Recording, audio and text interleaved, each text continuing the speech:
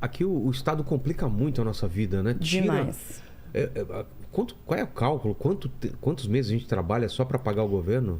Quase 6 meses, né? Dá 5 meses e uns quebradinhos. Isso não é um absurdo? Não é um absurdo. Assim em todo lugar. É um absurdo. E aí você vê como falta 6 muito... meses? Quase 6, é uns 5 meses então, e pouco. Tudo bem, que seja 5. Imagina, Lene, 5 meses a gente tá trabalhando só para pagar o governo. Depois a gente começa a ganhar, cara. Você vê que coisa, cara. Sendo que ele devolve e além de pra tudo, gente, você não recebe de volta, né? Não devolve pra gente nada, quase, né? Isso é importante porque a gente está falando sobre informação, né?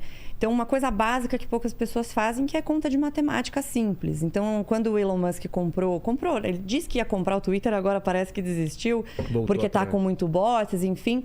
Mas era um deal de 44 bilhões de dólares. E aí a internet entrou em polvorosa, porque, meu Deus, ele poderia acabar com a fome do mundo 6 vezes. Inventaram esse número, não sei de onde saiu tiraram esse do furico, né? Vamos falar a verdade, e saíram falando como se fosse verdade.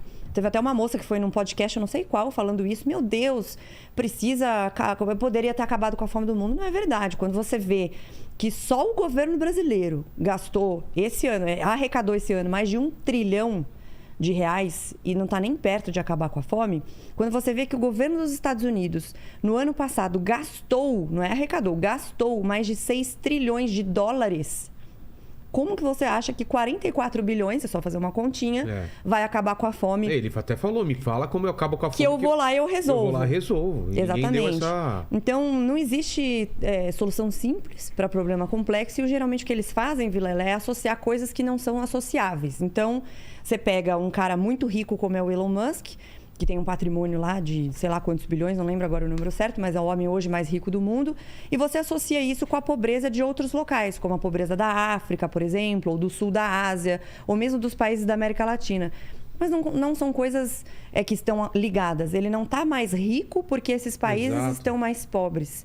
Na realidade, o que faz esses países pobres é essa baixa liberdade econômica, a falta dessas pessoas conseguirem ascender, corrupção, um governo muito grande, muita corrupção. Inflação.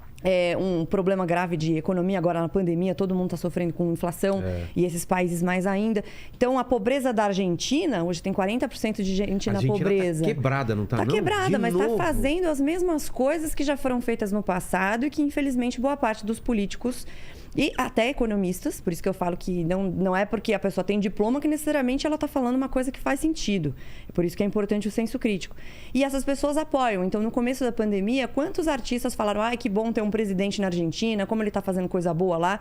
E as coisas que ele fez, que já foram testadas no passado, tanto na Argentina quanto no Brasil, já deram errado. Então, você não precisa fazer de novo, achando que você vai ter resultados. Que eles estão fazendo? Congelamento de preços foi feito.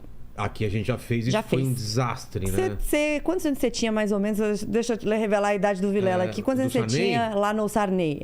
Não vou lembrar, mas eu lembro muito bem. Você lembra dessa época? Fiscal do Sarney, né? No congelamento de preços. Lembra dos fiscais do mercado? Sarney, faltou carne, faltava ovo, faltava um monte de coisa. Por quê? Quando tabelava, eu falava, tá bom, então não vou vender, não vale a pena pra mim. Então, isso é um raciocínio lógico básico que você fez agora. Você não precisa ser economista, você simplesmente pensa na economia como um jogo de xadrez. Exato. Você movimentou uma peça. Pra você? Quer que não, tá maravilhoso. Tá então eu sou calorenta no geral. Então tá bom.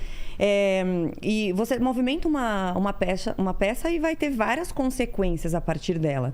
Então, essa solução simples, se tá caro, então a gente congela o preço. O que isso gera de incentivo para quem produz? É um incentivo oposto do que você quer.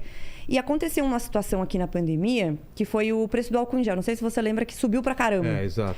E aí, qual que era a solução que o pessoal queria? Que congelasse o preço, porque era um momento delicado, um momento difícil. Poxa, que absurdo, os preços estão subindo. E tinha gente se aproveitando mesmo, né? Comprando coisa pra caramba. Sempre existe, só que aquela coisa, o mercado ele se regula quando existe de fato um mercado livre. Quando não é um mercado livre, quando não existe isso, quando tem oligopólios, aí é uma outra situação. Mas quando existe um mercado, pelo menos relativamente livre, o maior possível, o mais possível, você consegue fazer essa autorregulação. E isso aconteceu com o álcool em gel aqui. Então, houve uma subida grande da demanda, muito rápido, por causa da pandemia. Certo. O preço subiu, porque tem menos gente produzindo, tem muita procura.